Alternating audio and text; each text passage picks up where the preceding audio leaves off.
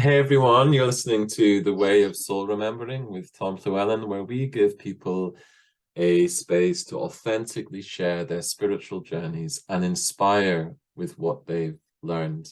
So I'm really happy to have Rikk Smith with us today. For some of our Udemy students listening, you may have encountered Rikk through our sound therapy courses, particularly the Masterclass course, which the first Masterclass course we've done. So Rikk features heavily on that.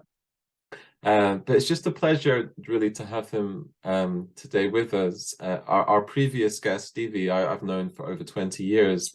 So I had a sense a little bit where the kind of journey Stevie's been on, but I don't know Rikk anywhere near so well. So I'm just really intrigued as well what emerges through this interview. And yeah, so I'm just really looking forward to this conversation. So yeah, rather than me introduce Rikk, do you want to just introduce yourself, Rikk, so that because some people just won't know anything about who you are. So if you just introduce yourself, then we'll go into the interview. Yeah, sure, Tom. Thank you. First of all, I'd say it's a real pleasure to be here with you and to share this. And yeah, so my name is Rikk Smith, and I am amongst many other things a Native American flute player, uh, sound healer, and healer. And I also create and make these flutes, which for me are they're healing tools, and I play them that way and create them that way. And it's been an incredible journey of some 30 years, I think, now of on the path with these amazing instruments. So yeah, anything that I can share with you along that journey, I'd be grateful. No, that's wonderful. I don't have 30 years experience with Native American flute. I think I got my first one in about 2004 or something. So what is that? Mm, 18, nearly 20 years. wow. But it Yeah. wasn't a continuous journey for me. No. I think I actually sold I think I actually sold the first one I had when I needed a bit of extra cash flow for some Mm, reason. But it was yeah, it was a beautiful yeah. flute. Um yeah, I do like to ask on this podcast, the first thing is just to really bring it into the present moment and to bring it alive. Rikk, have you had any recent sort of dreams or recent journeys of the spirit that feel alive for you at the moment that you'd feel like you'd like to share with our listeners? Yeah, sure. Really, what's I'm sitting with a lot at the moment. I'm in a really quite deep healing process, and that was due to a beautiful relationship that had broken down, and I'm sort of going through that and learning from that and growing from that, and that feels great, and it's painful sometimes, and it's also beautiful, but it's still it's yeah it is being able to step into it and actually learn from it. So in going through this with my own spiritual connection is very connected to Mother Earth and and all the beings that live with us here together. And recently, I was in upstate New York, where my family is, and I have the well, it's amazing. They have this beautiful cabin in the wilderness where I can go and be alone. And I spent a lot of time there, a lot of time in the wilderness alone, and connecting with animals and listening to their wisdom and tuning in, and also using these tools of Native American flute that I create to not only give gratitude for the wisdom that I was receiving through the animals and Mother Earth, but also to give myself healing, which is something that I do often as well by sending out the prayers to myself and with intention. So yeah, that's where I'm at the moment, and it's a lot about sharing my own needs and my vulnerabilities, and which is happening right now. So it feels good. Wow. Yeah. I mean, when you're out there in the cabin in the woods, were there particular animals that you most felt that sort of affinity with? Were there particular ones Mm, that were most sort of close to you at that time? yeah, and I spend hours and hours in the forest, and it's deep wilderness there, and there's this particular journey. I really got connected with black bear, and there was a family of a mother and two cubs that would come walking past me in the forest many times, and it was just so beautiful to be so close, you know, within 15 meters, 10 meters of this incredible family, and Mm. to observe them and to feel them and to see what their wisdom is and to learn what their wisdom is and to see how that they walked upon the earth so quietly. And yeah, there was those, and there was porcupines, protection, deer, awareness, gentleness. It was just, there was so many animals, and ravens, um, fish in the lake, you know, Mm. and trout, and so it was just constant uh, encounters with these beautiful beings, you know. So So have you, I'm just, so yeah, I'm sort of feeling into this sort of connection with animals, and that sort of the mm, teachings of how you can say learn protection from certain animals or other qualities from other animals. But I'm just always really curious to ask, I mean, did you always have that sort of relationship, that affinity mm, with animals? Because sometimes more sort of animals in nature, wild animals, they can evoke just more sort of fear, as it were, or wariness. But have you mm. always had that more sort of free-flowing relationship, or was that something that just kind of came more over time? Yeah, I would say it's something that I've always had as far as I can remember back and being a small child. And fortunately, I grew up in upstate New York, and it was in a small town, and there was uh, a large sort of wood or forest behind me and land about, and I spent almost all my time outside and running around and just exploring and connecting and yeah, just getting close to animals and or just encountering them, and they would just come close to me, and then it became, as I grew up and got older, it became evident that they were really important to me, and they were actually really important teachers, and just by watching and observing and being quiet and still and opening myself to what they are trying to tell me. And so it's and all I had to do was ask and give gratitude, and the answers came, you know, and they still Mm. come, and it's amazing. So yeah, it was and it's not only animals, it's plants as well, very much so. And I mean all things, you know, that are in the natural world, and even water and rocks and elements and the sun and the moon, it's all there, and it's all wisdom in all of it. And it's just for me, that's sort of my spiritual homeland, so to speak, Mm. you know. And Okay, mm, that's really interesting to hear. So it sounds from what you're saying that you've always had a sort of organically emerging mm, spirituality. It's grown over time, but it's always, you've always felt that inner, that inner within you. Maybe because you spent so much time. I always think it's, when I was younger, I used to really want to have a work job or work where I just was outdoors so much, you know, as a mm, gardener or working with herbs or something like that. My life hasn't quite worked out like that, but there is something that just, yeah, just naturally amazing happens just through being more, spending more really prolonged times in nature with the earth.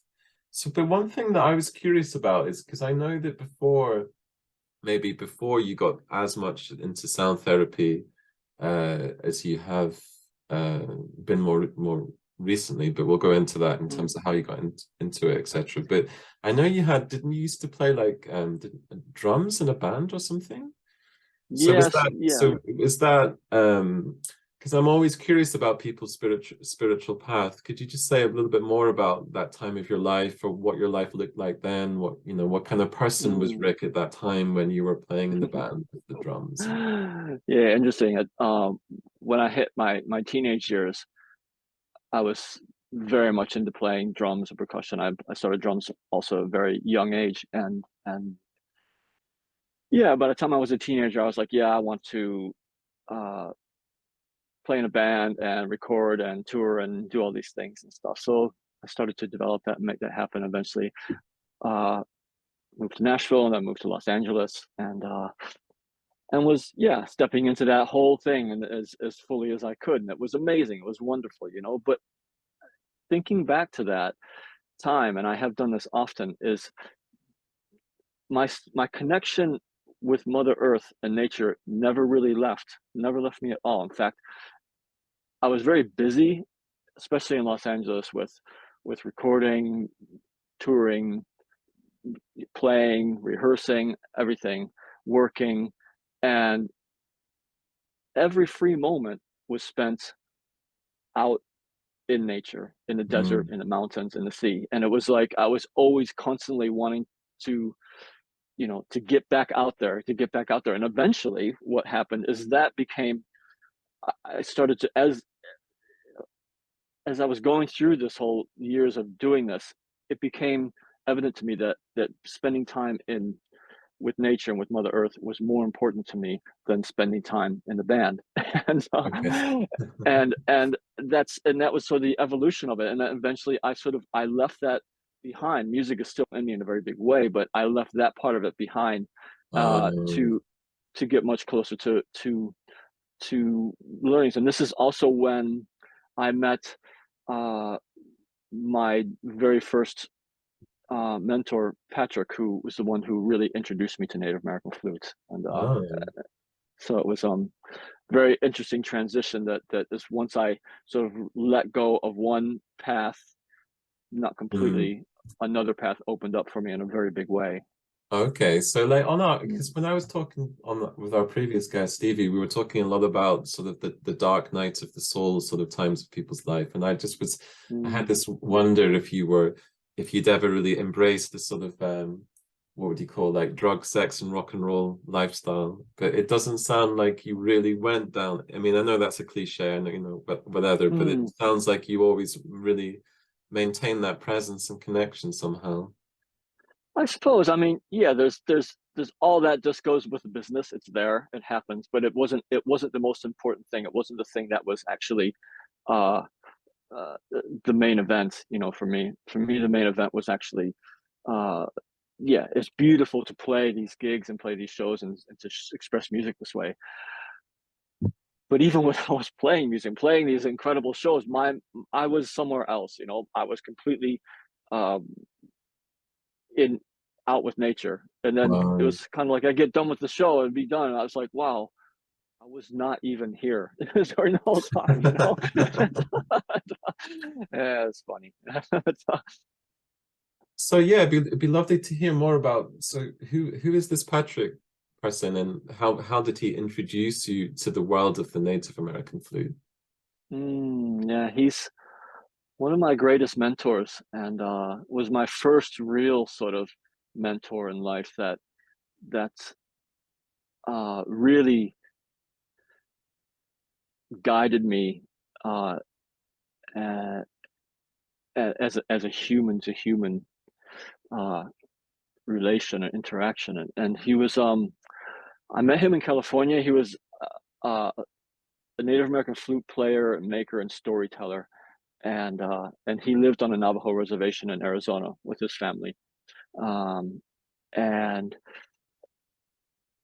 and eventually, sometimes he would come to Los Angeles, and I met him through a new sort of group of friends that I was connecting with when I was deciding to sort of get out of the music business in that way. And and me and Patrick became, yeah, good friends, really close friends, who would go for walks and speak and talk and share. And one day, so I'd go to listen to him tell these amazing Native American stories and listen to him play flute. And I was like, wow, this really resonates with me. And uh, both the incredible wisdom of the stories, but also this instrument and the power of it. And I just asked him one day, I say, Patrick, can you teach me how to make and play these flutes? And he's like, yeah, sure, yeah, let's do it. And so we made it some time, set some time aside, and we sort of sat in this amazing river cane grove and and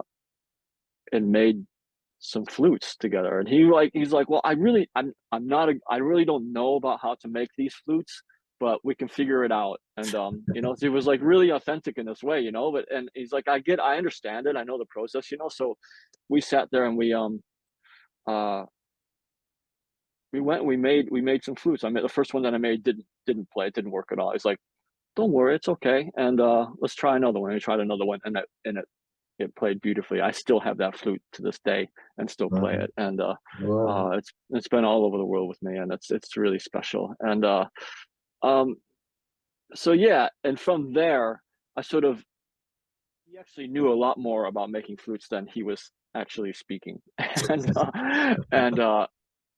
it was within him, you know, and it was quite amazing. And from there, I continued to learn this craft. But what the main thing that he taught me was, and I was like, yeah, Patrick, can you teach me how to play this instrument? I really want to play this instrument. And we would speak. He was speaking for like hours Mm. without playing at all. And and it was all about this.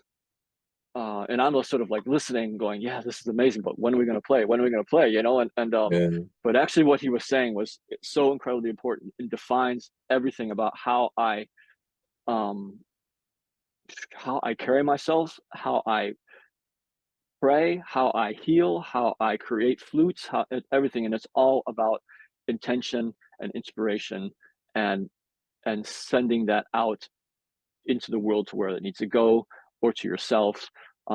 These are healing prayers. This is a healing process. Mm. This is what he was giving me. This was this gift that this mentor gave me, is this incredible way of sending healing to wherever it needs to go. You don't need a flute to do that, you know. And it's just one tool. Mm. And but it was so amazing that eventually, after, you know, he explained this to me for a couple hours, and I really got to. And then, you know, as far as playing the flute, he showed me a few things in about 10 minutes, and I was like, and that was it. He's like, yeah, that's all you need. Now just go and play. And this instrument is one that I've never learned any songs. I think we talked about this before, but I just play whatever comes to me, and it is an intention and a prayer, and it goes out, and that's how it comes out, and that's where it goes. Mm. And he's like, you can play like this, or you can learn songs. Either way is fine, but this is how I do it, and that's what I've taken from him as well. And Mm. it serves me very well. And yeah, so I'm grateful for him. He's no longer with us physically in this planet anymore, in this plane, but he's with me very strongly in many ways, and I Mm. feel his presence around me constantly. Wow, that's beautiful. That's beautiful. I mean, if Mm, you, what would you say to people that maybe, I think that a lot of people don't really feel they have a mentor in their life, mm, or a lot of people, including myself to a large extent, a lot of people find it difficult to either meet those types of people or have the trusting in something to have that. mm, What would you say to people that might say, that sounds lovely, I'd love to have had an encounter like that, but I don't. I mean, how can we kind of yeah, maybe just feel into that a little bit, because kind of, yeah, mentorship is a really beautiful thing, but mm, I don't know if many people really feel like they have mentors in their life these days. mm. How do you relate to that? Yeah, it's a great question. Thank you. And something that's I'm relating to a lot, thinking about a lot at the moment as well. And it's in what it means to me, and what it as far as in these people that come to us. I would say if it's something that you're looking for, then manifest that. Ask for it to happen. Ask for it to put it out there, put it out to the universe, and say, um, and choose your words carefully. And but and because the universe has funny ways of working that way. So but it's something that it's very much about trust, having trust in somebody, and uh, and it's not something I found that it's not something that's earned, this trust or respect in this. It's just exists. It's just there. This person, they they come in. Patrick came into my life, and we started walking this journey together, and all of a sudden it became very apparent that there was a deep connection, and he was, part of his journey was to teach me and to pass on his wisdom to me. And there was no sort of like, I never felt like, oh, well, who are you, or do I trust you? It was just, it existed. It was there, and and and I knew it from almost the very first time that I had saw him and then we actually met. Mm, So and that to me is what really, it very special that way. And um that's not to say that, um you know, maybe sometimes we have to work, to gain the trust, or to get trust of our mentors and teachers. But for me, I found that it was so beautiful that it just existed. It was just mm, there, and it was meant to be. And I think what I'm sort of, been thinking with at the moment lately is that that really is, for me, an important thing, and something that I will look for always in the mentors that across I come across in my life is was our meeting meant to be? And does it feel easy? Does it feel deep and mm, incredibly important in a way that's far beyond words? mm. And so yeah, that's sort of what I'm thinking with or feeling at the moment. Yeah. One Native American saying that I've always liked is Mm, dreams are wiser than men. Dreams are wiser than men. And I sometimes mm, think that when you meet yeah, people that have presence or power, it is a good idea to keep a track of your dreams in a way. Like mm. what's sort of flowing through your dream life, because that can show you a little bit what's happening under the surface in a way, under the surface in a way. But I that's just agree. Yeah. one tip that's been useful for me over the years.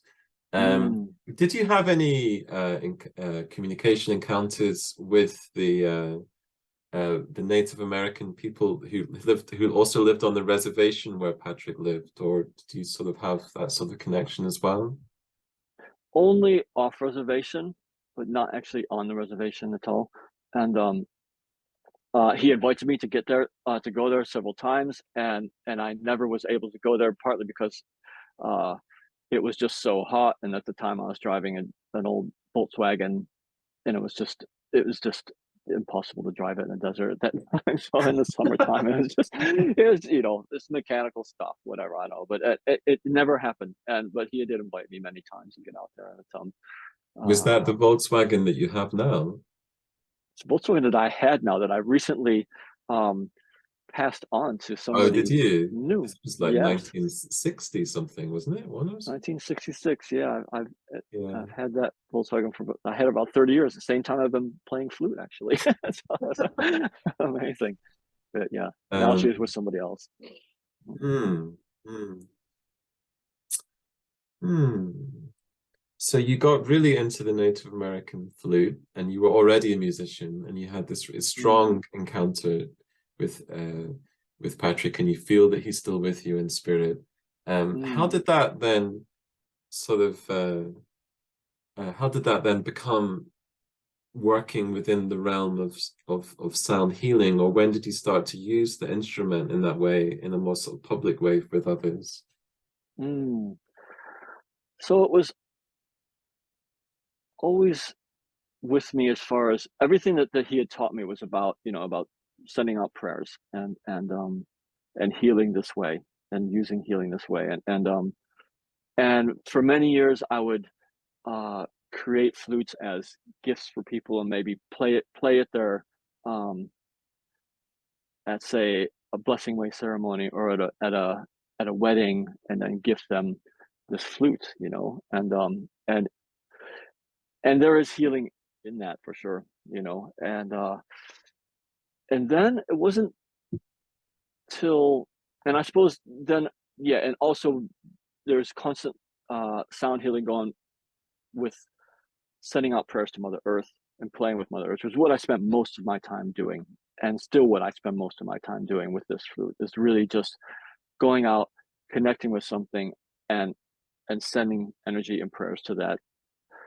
But then when it came, then I suppose when I came to the UK 20 something years ago, I went to this amazing little festival that run by Tribe of Doris, which is, they are still going now, which is fantastic, you know, amazing. And it was sort of this drumming, dance, creative festival, and it was years ago, 20 years ago or something, and we went, and there was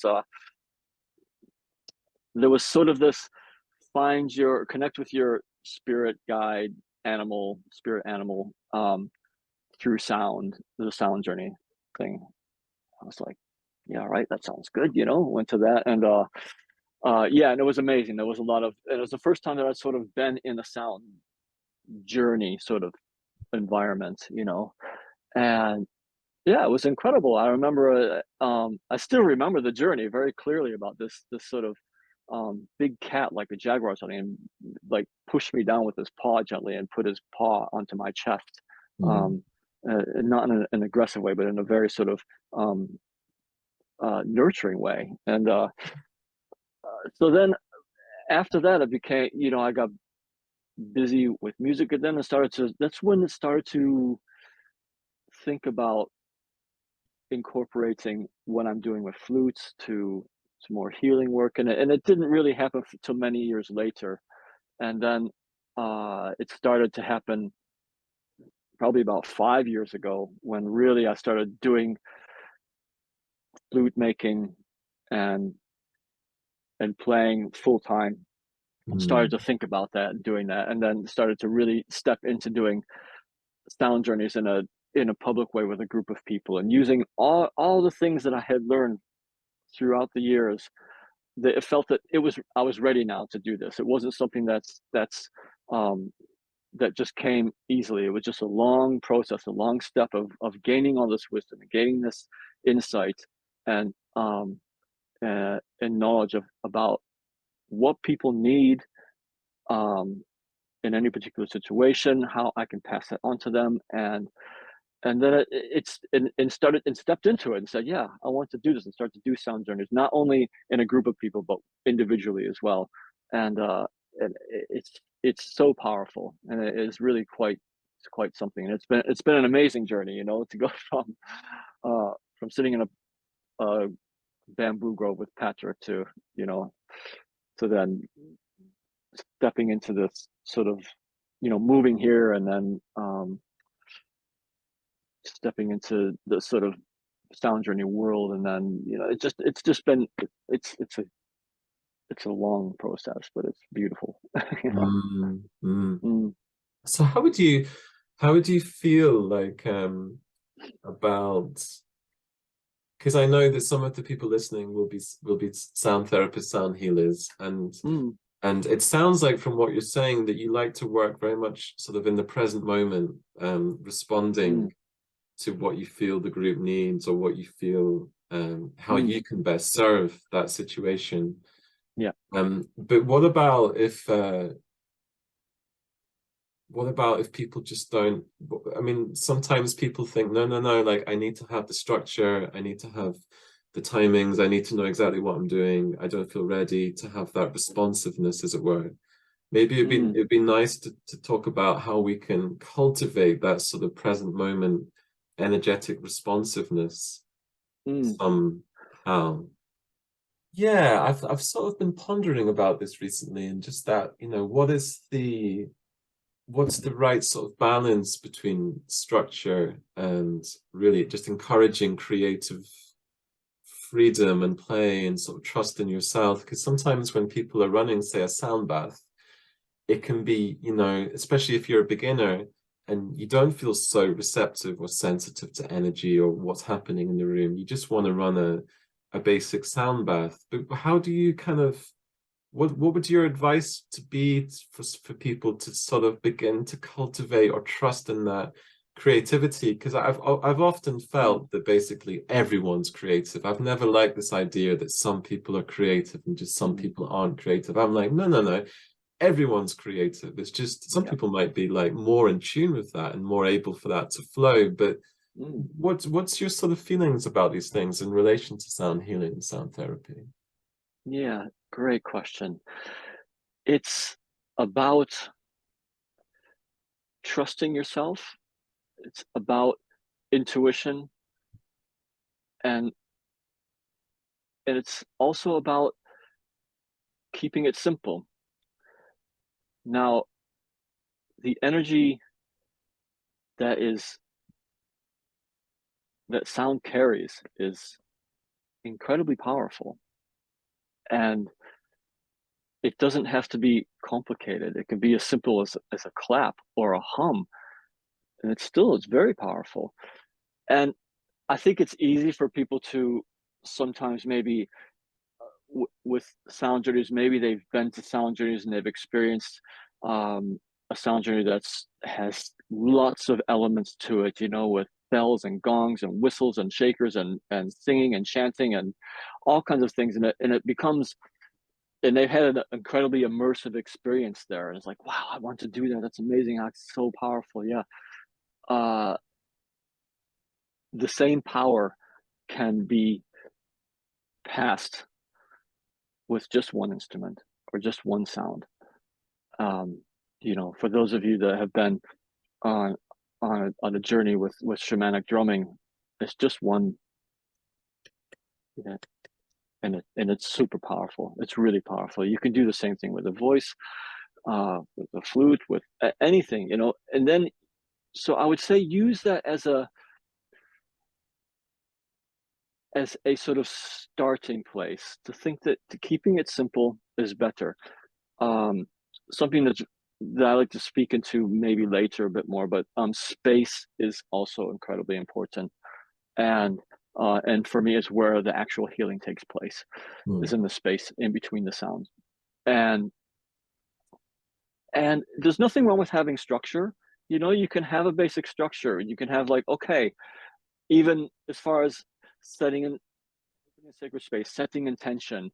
If you're going to have a specific intention for this group, which you can choose to or not. Sometimes you can just feel energetically into what the room needs, or you can just set an intention for what the specific healing is going to be, and then people can know that intention will come to join if they wish to join. This resonates with me. That's really great. I'm going to join this sound healing, and and then set your basic sort of program of how you do. I'm going to start with this instrument, then I'm going to do a bit of this instrument, then a bit of that instrument, and then allow some space, and then but I would say it takes practice, and keep it open. Just keep yourself open to expansiveness, to intuition, to whatever your heart is telling you, and keep yourself open to ignoring the piece of paper, going off the script and following your heart, because and that's okay. It is completely okay, and just to trust yourself, and to trust the journey of it, and because it is a journey, and it's not only a journey and healing that you're giving, you are also experiencing this journey, and you are on this journey. So it's really important to just allow that to manifest itself, and to be able to send that out into the world.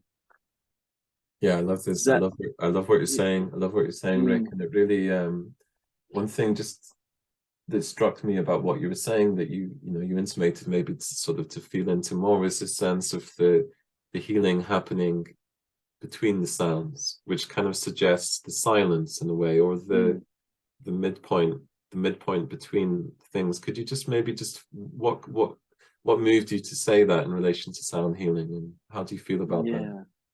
Yeah, it's something that I have learned over the years, and also, and really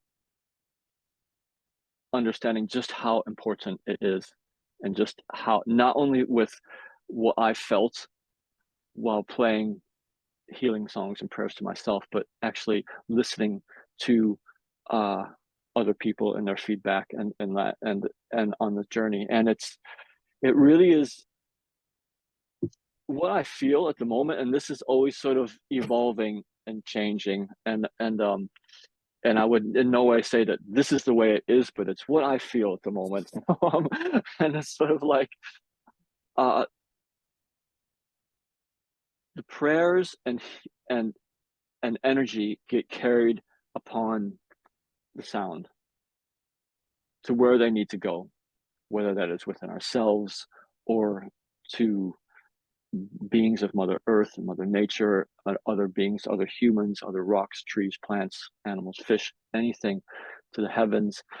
And that energy comes through us and gets carried and is helped to be carried by the sounds that we create, by these vibrations.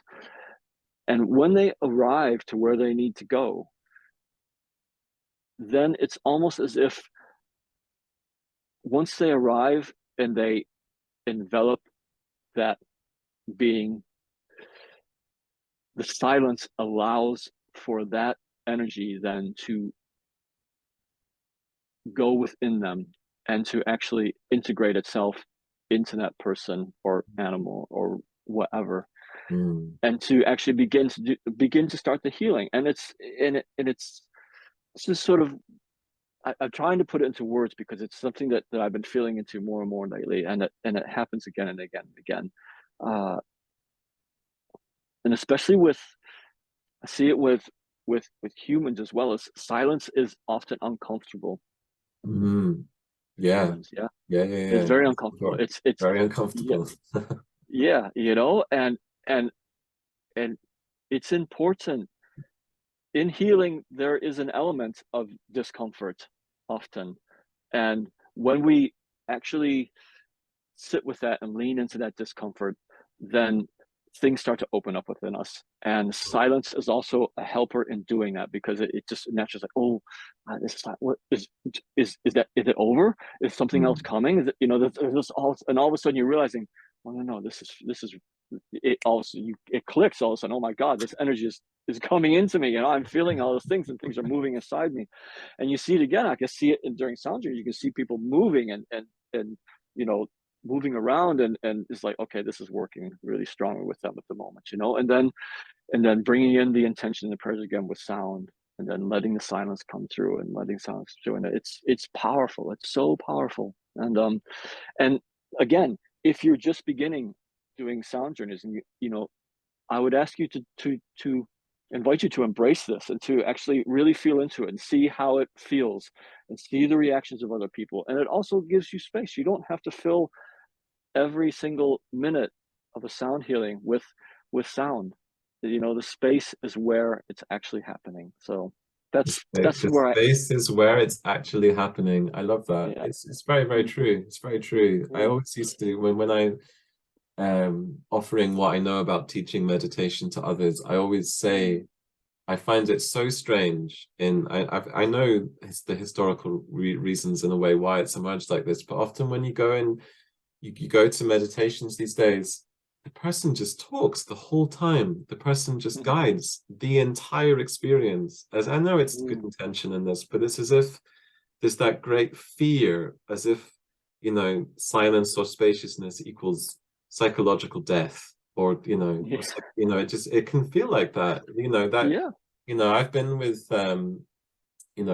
I've been with say friends, family members, and they're so unused to experiencing the silence that if we took one of them once to a monastery, and she literally physically ran out the room. She ran out the room and stayed in the car the whole time until everyone else was ready to go home, because she was suddenly faced with that impending, and what happens, because it's, as you so wisely say, silence for a lot of us more and more these days is uncomfortable because we're it's very much, I think, mostly just because we're attached to what's happening in the head, really, like very identified with the busyness of the thinking mind, and just really disconnected from the heart in a way. So whatever is practitioners we can do to be able to come down more to the level of the heart is a really, really, really wonderful thing. So,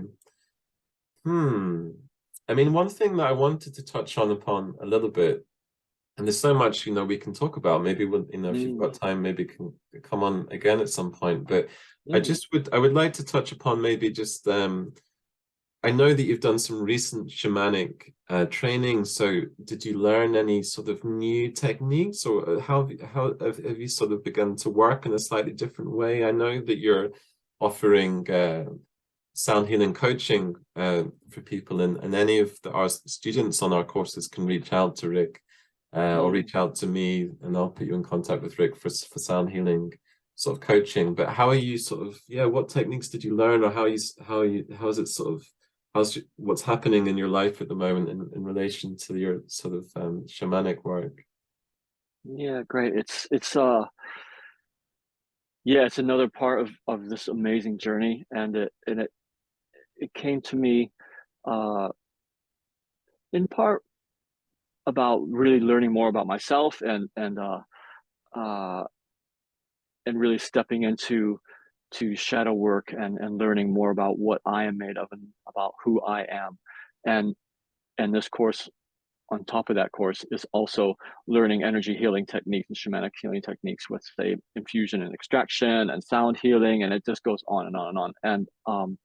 And it's really powerful. And at the moment, I've done a lot of infusion and extraction healing, and that it's amazing. And incorporating sound, being able to incorporate sound into that, which there was a whole module about sound as well, which is really resonated with me. And being able to take everything that I have learned over the years, and sort of infuse that with what I am learning on this course is it's incredibly powerful, and it's an ongoing journey. And so yeah, and it's just another step in the process. It's another tool to use for healing. And healing is just, it's so important, for me. It's a very something that's very dear to me, and about healing, giving these prayers to myself and to Mother Earth in gratitude, and then also and passing that on to other people as well. And learning new techniques it's fantastic, and I love it. I really love it. And just to actually feel this incredible energy as it's passing through us, and to direct that to heal others. It's great. Yeah, so it's really I'm looking forward to expanding in that, and again, incorporating everything that I've learned with sound into that, and weaving it together to create something that is individually my technique, and my way of offering this healing to everything. No, that's wonderful. That's wonderful. Thank you so much. Thank you so much for coming on. It's been such a pleasure and honor to chat to you more, and to hear you speak more to and from this space. I just love the idea of the sort of dance between the sound and the silence, and just being able to step into both and function in both. I think it's a really, really precious thing, and a precious insight and teaching. So yeah, maybe at some point Rikk will come back on. There's so much more we can chat to. I know that I'll put the links below this podcast for people, if they want to reach out to Rikk about his flutes. You could potentially reach out to him. Commissions might be possible to make a flute, or some coaching on sound therapy or Native American flute playing. So yeah, thank you so much for coming on, Rikk. It's been a really, real pleasure to chat to you. Yeah, Tom, thank you so much. It's been amazing to share some of my journey, with you, and hopefully to inspire others to continue on their own journey. And so yeah, very grateful to have this opportunity. Thank you so much. Thank you.